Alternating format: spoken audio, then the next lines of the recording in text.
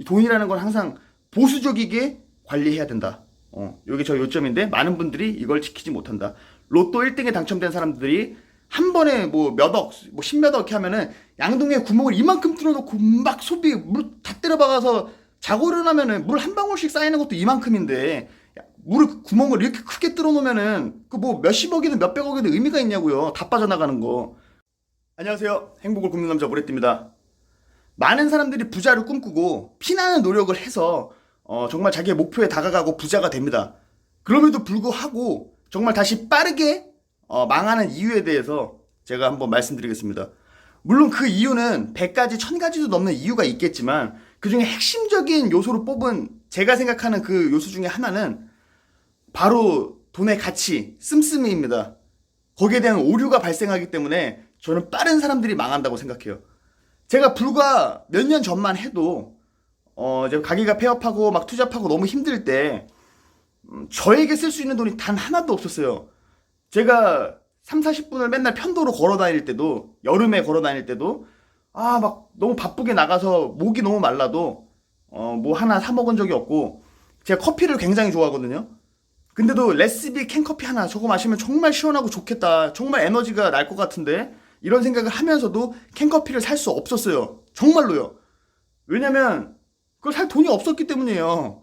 왜냐면 그걸 제가 삼으로써 캔커피를 제가 마셔버리면 우리 가족들, 차라리 뭐 애들 새콤달콤이라도 하나 더 먹을 텐데, 이런 생각을 하다 보니까 돈이 너무 없으니까 아예 저에 대한 소비에 대한 개념을 갖고 있지 않았습니다. 그리고 너무 정말 배고플 때, 막 반찬 배달하고 너무너무 배가 고파서 진짜 너무 힘들 때는 크림빵 같은 거 편의점에서 하나 사서 옆에 딱 보면 우유, 막 이런 맛있는 우유도 많잖아요. 우유랑 같이 먹으면 정말 맛있을 텐데, 근데 우유를 사지 않고요, 그냥 크림빵만 먹었어요. 그것만으로도 감사했고 배가 든든했습니다. 침 삼키면 되지 뭐. 약간 이런 느낌으로 지내왔었고, 정말 돈 10,000원, 돈 5,000원, 돈 1,000원이 정말 소중했어요.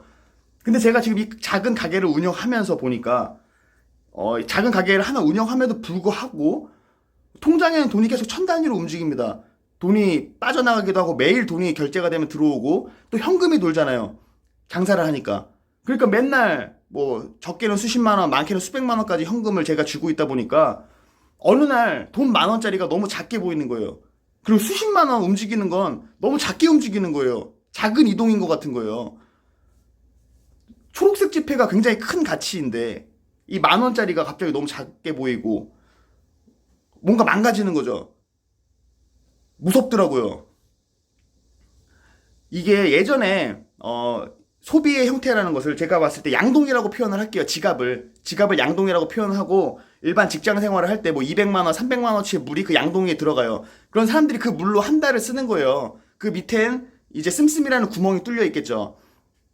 그럼 만약에 300만 원의 물을 월급날 이제 양동이에 채웠어요. 그럼 이제 고정 지출이 있잖아요. 뭐 공과금, 보험료 이런 것들 빠지고 우리 뭐 먹을 거 뭐 이것저것 하면서 다음날 월급까지 한 달을 딱 맞춰서 써요. 그러면 이제 그 다음 달에 또 똑같은 양의 물이 차고, 이 씀씀이가 이제 딱 그거에 맞춰서 우리가 구멍을 만들어 놓고 쓴단 말이죠. 근데 이제 돈을 벌기 시작하면 어느 순간 갑자기 뭐 많게는 몇백, 몇천의 물이 들어가요. 그럼 나는 여태까지 평생을 300만 원어치의 물을 쓰는 거에 익숙했었는데 좀 더 쓴다고 썼는데도 물이 그냥 양동이에 첨벙첨벙하네. 그럼 어떻게, 무슨 생각을 합니까? 과소비를 하기 시작해요. 그 씀씀이를 늘린단 말이에요. 양동이의 바닥에 구멍을 키워요. 그래서 갑자기 엄청난 소비를 일으키는 거죠. 왜? 돈은 계속 도니까. 그러다가 이제는, 예전에는 한 달 주기로 물이 들어왔는데 이제는 물이 매일 들어오네? 그 물이 다 제 물이 아닌데요. 씀씀이를 막 키워나가요.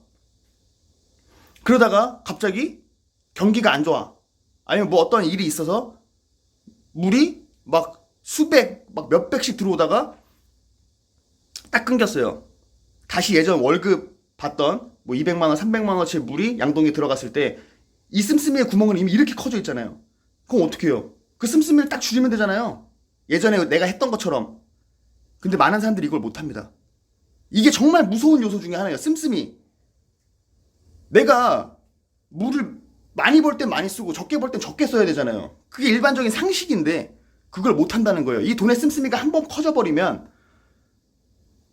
물이 그냥 300만 원어치가 들어와도 쑥 다 빠져나가고 없어. 그럼 어떻게 해야 돼요? 좀 굵던가 뭘 해야 되는데 여기서 많은 사람들이 다른 데서 물을 끌어온단 말이에요. 내가 쓰던 걸 못 줄인다니까요. 뭐 대출을 해서 나의 사리 사욕을 채우기 위해서 또 물을 공급받아서 계속 때려 넣고 구멍은 점점 커지고 이 구멍을 다시 이렇게 줄일 수가 없어요. 그게 정말 무서운 이유입니다. 전 이 부분을 예전부터 정말 경각심이 있게 돈을 벌기 전부터 예전 정말 힘들 때부터 부자가 되고 싶었고 부자로 남고 싶었고 부자로 죽고 싶었기 때문에 왜 다시 많은 사람들이 부자가 됐다 다시 되돌아갈까? 이런 부분에 있어서도 전 공부를 많이 했었고 여러 가지 철학책도 봤었는데 많은 사람들이 똑같은 얘기를 하더라고요. 이 씀씀이에 대한 무서움. 그래서 예전에 다큐멘터리나 이런 걸 보면 막 회장이 막 구멍난 막 낡은 구두에 막 구멍난 양말을 신고 오고 이러면 아유 저거 쇼하고 있네. 돈이 수백억 있는 사람이 왜 저 모양이야. 다 TV 앞에서 쇼하는 거 아니야. 기업 이미지 만들려고. 저거 다 쇼야. 게으른 거지 저게. 저게 알뜰한 거야? 막 이렇게 손가락질하고 비웃기도 했고 전 돈도 없으면서 역대 그런 수백억 자산가를 비웃기도 했고요. 수천억대. 워렌 버핏이 출근길에 주가가 조금 떨어졌다고 평소에 먹던 햄버거 세트를 안 먹고 햄버거 단품만 사서 콜라는 그냥 가게에 있는 걸 사무실에 있는 걸 자기가 따라 먹고 왜 그러냐고 했더니 주가가 좀 떨어져서 오늘은 세트 먹을 돈이 안 된다. 그래서 뭐 2달러짜리 햄버거만 사서 가서 먹고 이런 모습을 보면서 정말 저 이해가 안 갔어요. 아니 그 조단위에 있는 사람들이 왜 저러지? 저 진짜 쇼 아니야? 대단하다는 생각보다는 전 쇼라고 생각했습니다. 아니 나의 건강이 더 중요한 거고 내가 먹고 싶은 걸 먹어야 더 열심히 일할 수 있는 거 아니야? 근데 왜 저 모양이야? 이렇게 생각했지만 그게 아니에요. 여기서 그 TV 다큐멘터리에 나왔던 회장 워렌 버핏 이런 부자들 동전을 줍는 조 단위의 자산가들 바닥에 떨어진 동전을 무릎 꿇어서 줍고 테이블 밑에 기어 들어가서 동전을 꺼내는 그런 모습들이요. 그 사람이 돈에 대한 가치를 알고 있는 거예요. 그 습관화되어 있는 겁니다. 얼마나 작은 화폐가 무섭고 씀씀이가 무서운지 얼마나 작은 돈이 위대한지 이런 것들이 돈을 대하는 태도가 거기에 묻어나는 거라더라고요. 그래서 제가 그런 모습들을 보면서 저래야 부자가 되고 슈퍼리치가 될 수 있는 거구나 라고 항상 느꼈었고 그래서 저도 항상 그 부분에 대해서 경각심을 갖고 있습니다. 그래서 제 방을 보시면 지금 똑같아요. 제 예전에 폐업했을 때는 여기가 제가 자는 이불이고 여기가 이제 제 서재예요. 서재. 여기서 이제 뭐 간단하게 캔맥주를 마실 때도 있고 저기 밖에 있는 책을 보기도 합니다. 책장이 없어서 밖에 저렇게 쌓아놨는데 저 이제 이 옷장을 안방으로 몰아내고 여기에 책상을 하나 더 놓으려고 그래요. 책상을 제가 쿠팡에서 보니까 뭐 한 10만 원에서 20만 원 정도 하더라고요. 그것조차도 너무 고민이 많아요 지금. 그래서 지금 한 달째 못 사고 있습니다. 20만 원을 소비하는 건 아무것도 아니지만 이게 정말 맞을까? 꼭 필요한 건가?